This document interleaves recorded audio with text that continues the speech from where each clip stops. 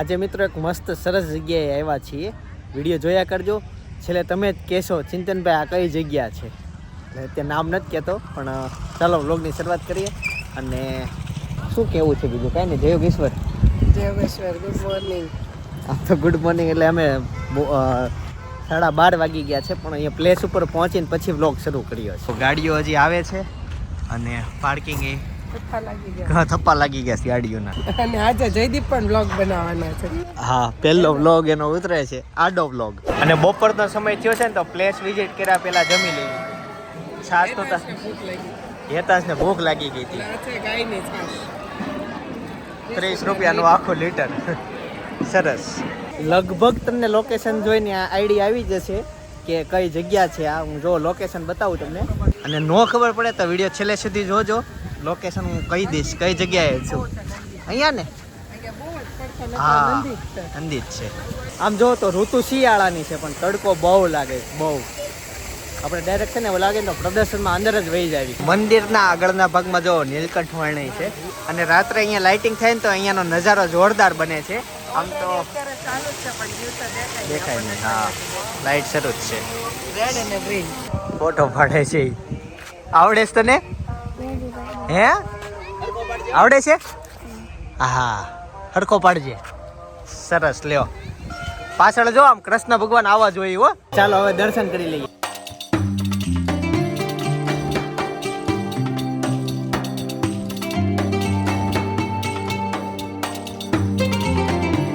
ચાલો દર્શન કરી લીધા અને હવે જઈએ છીએ ગૌશાળામાં. અહીંયા ગાયો ઘણી ઓછી છે, લગભગ ચરવા ગઈએ છે. ગેસ બીજી બાજુ છે હો ગાયો. જો અહીંયા આવી. આમ તો હું ઘણા મંદિરે ગયો પણ અહીંયા મને એક અલગ વસ્તુ એ દેખાણી, ખબર નહીં કઈ રીતનું. અહીંયા મંદિરમાં પ્રદક્ષિણા કરવાની જગ્યા નથી. ફરતે તમે કરી ન શકો, ખબર નહીં કેમ. અને મૂર્તિ બેઠેલી છે.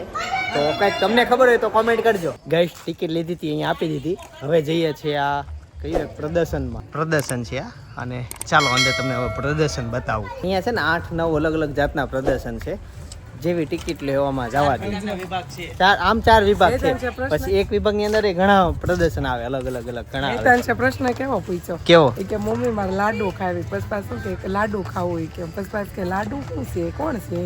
હે તાર બેન છે. આ તો લડ્ડુ કહેવાય ને. લડ્ડુ દઉબલી છે. લાડુ લડ્ડુ કહેવાય. લાડુ શું કહેવાય? ચાલો પ્રસાદ ખવાઈ ગયો.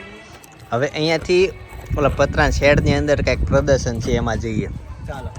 મને એમ છે કેવા પ્રદર્શન હશે ખબર? આપણે ઓલા પણ ઉત્સવમાં ગયા હતા નહોતા, એક ગામમાં અલગ અલગ બધા. હા એમ.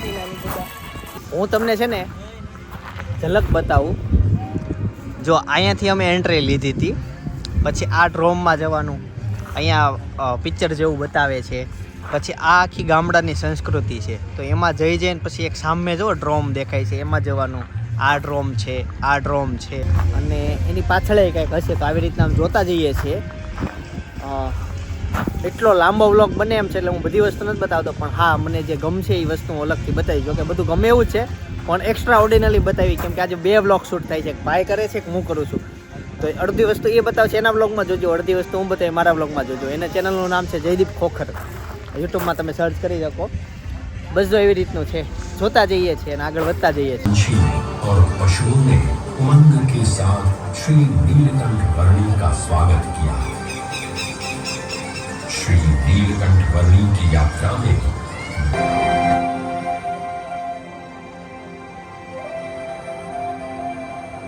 हे योगी वर्य, आप हमारे आश्रम में पधारे।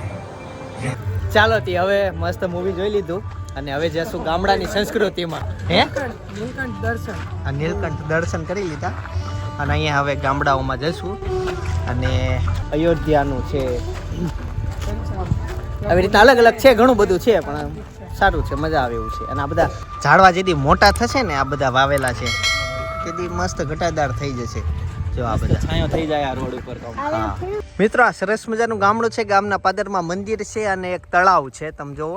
અને તળાવમાં એક પુલે બનાવ્યો છે. અહીંયા નીલકંઠ વર્ણી છે, નીલકંઠ સરોવર નામ આપ્યું છે. મસ્ત છે. જુઓ, વ્લોગ જોવાની હવે મજા આવશે કેમ કે હવે આવે છે નેચરલ પાર્ક, જેની મને આતુરતા હતી, રાહ હતી. મને આ જગ્યા બહુ ગમે. બળ જ હશે, પ્રાણી નહીં હોય. વાંધો નહીં, મને ખાલી ઝાડવા હોય ને તોય બહુ ગમે. અને જો છે ને મસ્ત જોરદાર આંબા, કેરી ભાવે ને તને? મને બહુ ભાવે. જો આ વખતે કેરીઓ બહુ બહુ આવ્યો. દર વખતે ભગવાન આંબામાં આટલો જ મોર આપે છે, પણ હા ખેરી જાય છે.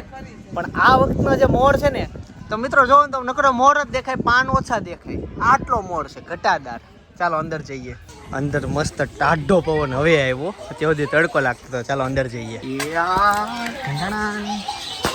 લે પક્ષીઓ ખુલ્લા છે ભાઈ. હા જો તો વાવ, સરસ મજાના પક્ષીઓ. હા ખુલ્લા જો, બહાર ન જાય. હવે જશું એન્જોય પાર્કમાં.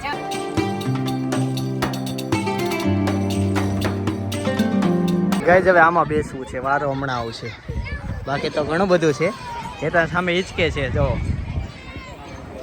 અને અહીંયા જો ગોળ હિંચકા. મજા આવે. ઘણા હિંચકા છે, વારો આવી જાય. આવી ગયો તું? હાલો અંદર બેસવી. ગાઈસ ઝૂલા બેઠો, ચક્કર આવવા માંડ્યા.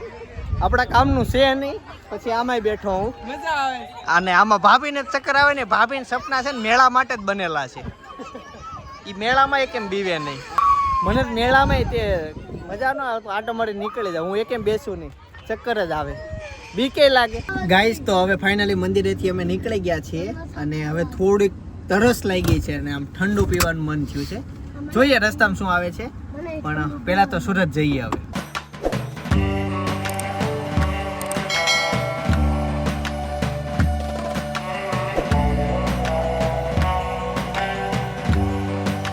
છે પેચ લગાવ્યો છે. કોણ છૂટી ગયો?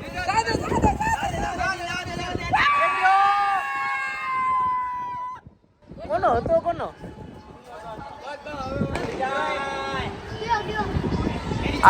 આગળથી ફાટી ગયો. શું પતંગ?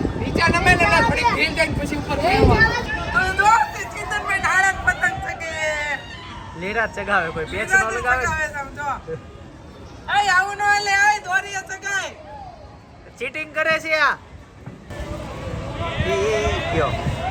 જો એક પતંગ ચગાવે અને 3 દોરી જાય છે. જો પતંગ એ ક્યાં વહી ગયો? આ ચીટિંગ કરે છે. આ ત્રણ લોકો એની જેમ જોવો સામે બતાવું તમને. લીરાત પતંગ ચગાવે. જોવો જોવો આ બધા ચીટિંગ કરે. ઓલા ભાઈ લોકો 5 ફીરકી, 5 ફીરકી થી એક પતંગ ચગાવે છે. જો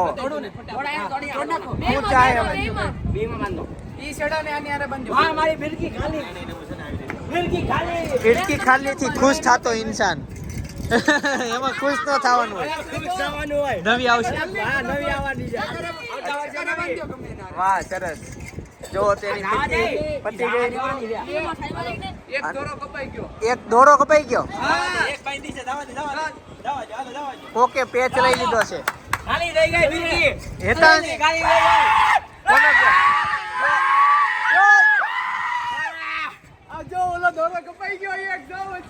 વચ્ચે લટકે છે. સરસ. હવે કઈ ખાલી કરે.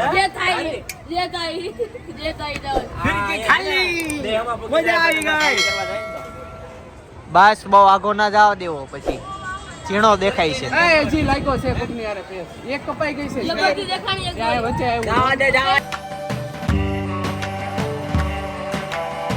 આ 1 મિનિટ હલાવતા નહીં. જો આ લોકોએ લખ્યું, એ વિડીયો સ્ટોપ કરીને વાંચી લેજો. થોડુંક સારું લખ્યું છે. ગાઈસ ઉત્તરાયણ પતી ગઈ. હવે આ ધાબા પર જેટલું કચરો છે ને, એક પતંગ ચગાવે છે. એમાં જો આવા ગુતળા કરીને બધું જવા દેવાનું છે. અડધું જવા દીધું. એ પતંગ કપાઈ ગયો.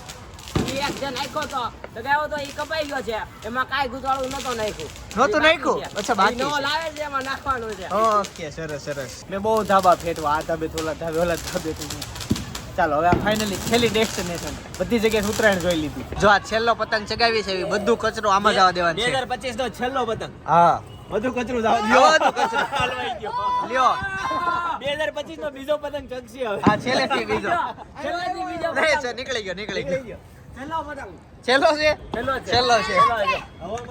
કઈ કેવાય નહીં કેટલા મોટા છે. આ પૂછડું કાઢી નાખો. વજન પડે છે, કચરો નહીં જાય. પૂછડું કાઢી નાખો. ઓલા બાજુ વાળા કાપાય આવે છે. એક કામ કર, હાવ કાપી નાખ. એક પૂછડું જોતું જ નથી. હા હાવ કાઢ નાખ. એમ નહીં, એમ ઈ ભલે રહ્યું. હા એમ કાપ નાખ. હા અરે કપાઈ જાય. ગાઈસ છેલ્લે છે ને આ જબલું છેલ્લું ઓપ્શન. કેમ 4-5 પતંગ બગાડ્યા, કોક કટ કરી જતું હતું. હાલો હાલો જવા દો થઈ ગયું પતંગ આવ્યો ને હવામાં હાલો આ કચરો જાય છે રેડી જાય છે અરે આવશે તું 2 ઘર વટાડ ખાલી એને અરે વઈ જાય તું કટ કર દોરો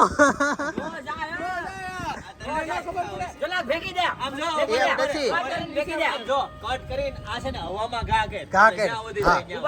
પતંગ જ ગયો ખાવાયો જો રે ઓય તું જોજે ભાઈ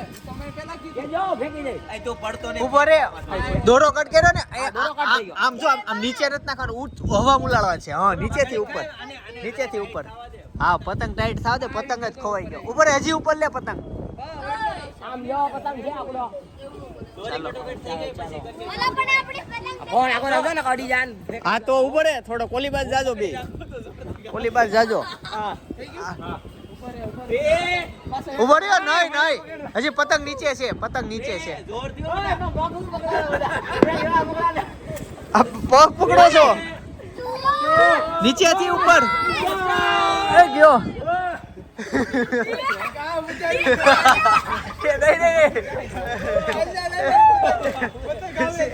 શેરી માં જ ગયો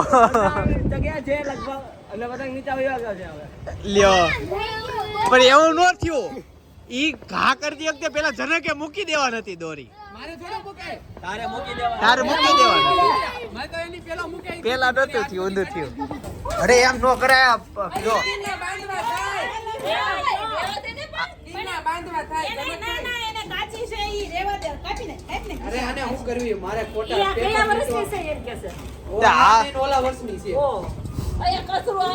ઈ પત્તી જ નથી જિંદગીમાં આટલા રૂપિયા કમાવાના કે દર વર્ષે ઉત્તરાયણ ની દોરી આમ ક્લિયર કરી નાખવાની તોય તે જીવ હાલવો જોઈએ આ તો પેપર વીટવા નહીં ખોટા આને હાસમી મૂકી એમ કરતા કાઢી જ નાખી હાવ હળગાવી દે તમારી કાતરે બુઠ્ઠી છે ચાકાય બુઠ્ઠા ચાકુ તો બુઠ્ઠું છે કાતો બુઠ્ઠી નથી હળગાવી દે ફાઇનલી દોરી બધી નીકળી ગઈ અને હા અત્યારે પ્રોગ્રામ હેનો છે ને કહું હેનો પ્રોગ્રામ હેનો છે વાહ પેલી અમે બનાવી છે અહીંયા પ્રોગ્રામમાં શીખી છે હજી હવે અમે બનાવશું શીખો પછી બનાવો પછી હારી બને તો બીજી વાર પાછા અમને બોલાવજો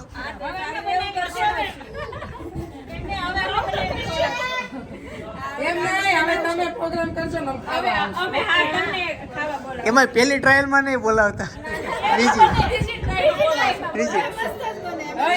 પહેલી ટ્રાયલ માં હારી બની છે તાજે તાજ હોય ને એટલે તાજી અને યાદગારી હોય પછી બીજામાં ભૂલી જાય પાછા આમથી કેવા છે હવે ન ભૂલે નો ભૂલે બાકી બની જાય હવે એક જ વાર જોવાય ખાલી તેલ જ નાખવાનું આ છેલ્લો વઘારો ભાજીનો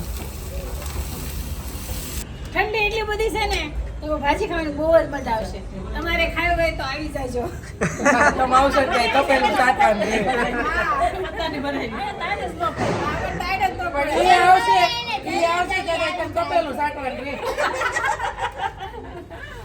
ભાભી આની રેસીપી બધા બહુ માંગે છે આજ કીધું હોત તો આપી દે હા તો મને કઈ યાદ ન થઈ હોય ગઈ કીધું તો વેલા તો થઈ મને યાદ ન આવ્યું આજ કીધું સૌથી વધુ કોમેન્ટ આની આવે છે કે આ ભાજીની રેસીપી આપો આ બેન માગતો છે ભાવ શેકવામાં ઓર્ડર લ્યો છો બહારના લઉં છું ખાલી જરી મોઢવા બાજુ કરશો 1000 રૂપિયા ઈ જો પીમેલી પડે 1000 રૂપિયા હું નથી ચાહતી હોય કાઈ તું કાલ ન કહેતી હું 1000 રૂપિયા લઉં છું હું બનાવવાના ના મેં કીધું જ નથી વિડિયામાં ના વિડીયોમાં કીધું જ ન હોય કોઈ દી.